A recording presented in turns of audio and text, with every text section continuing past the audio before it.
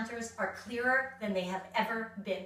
I've cleared off the coffee maker, the bread maker, the toaster oven, the kettle, the notes from school, everything. And I have done this because I am embarking upon a counter renovation project with Home Depot, where we will be removing the existing laminate countertops and replacing them with stone, with granite countertops. I'm super excited. And in order for that to happen, measurements need to take place on something known as template day. And before template day, there are steps that need to happen. So one of the steps that needs to happen before template day is the removal of the existing backsplash. So as you can see, I've got this gorgeous, in my opinion, tile backsplash that needs to be removed. We're going to be replacing it with a very similar, if not exactly similar, exactly the same tile backsplash. So that needs to happen before template day. In addition, in this particular project, we've got a little bit of something different happening. I wanted this counter elevation to all be one height. So for that to happen, we're going to be adding a tower of drawers here. The frame will have to be installed.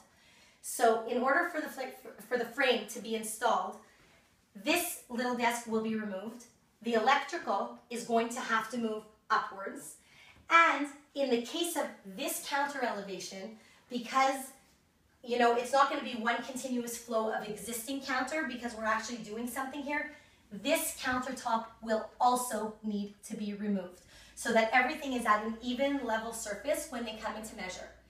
That being said, you should know that your existing countertops, if you're not making any changes to the heights of your counters, or you're not switching any desks or anything like I am, your existing countertops can actually stay in place up until, they need to be removed for the actual installation. They do not need to be removed for template day. And that's really good news, because when we remove counters, we also have to cap off our plumbing. So I'm really glad that this counter does not have to be removed before counter installation day, or maybe only, a day before, because I would like to have running water in my kitchen for the next couple of weeks while we wait for those gorgeous granite counters to come in. Another thing to note is that if you have a molded laminate counter like I do, in my case, I was told I do not need to remove the counters, even though they have this molded backsplash integrated, that this is something that when they come into measure, they know how to factor in to get the right depth of granite counter.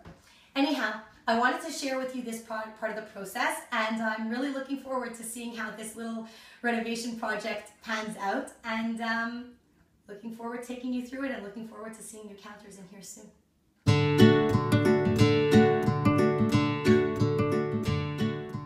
Hi, so here we are in the kitchen on template day, which is the day that someone comes in to measure the exact dimensions that the granite will have to be cut in order to fit the counters. So what we've done in preparation is, of course, cleared off all of the counters. We've removed the backsplash. In our case, we've added our tower of drawers and removed this particular countertop to make one clean line right across that's easily measurable. We decided to remove the small sink, the small bar sink and counter that were in the back corner by the stove, because we don't really need that to be functional over the next couple of weeks while we wait for the counters, as long as we have our main sink available to us, and it does make it more easily measurable. We've removed the small little garage door that holds the appliances in the back corner as well. And of course, we have our sink and faucets on hand, ready to go, so that because that's necessary in order to do the templating. What we are missing, unfortunately, is the little bar sink. There's been a glitch, and it is supposed to be delivered first thing this morning. On the off chance that it does not come in, we are hoping we don't need to remeasure, but there is a template that exists, and we were told that we'll be able to work for this particular sink with the template, but that's not the case with all sinks. We were just pretty lucky. Hopefully the sink will come in time and there won't be any issue. So looking forward to doing this.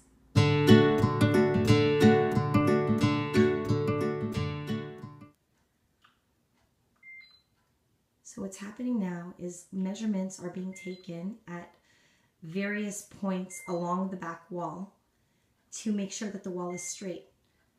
If the wall is not straight, my friend Martin here has explained to me that the counter will actually be created with some not exactly straight points at the back of it to really perfectly fit and mold to the back wall.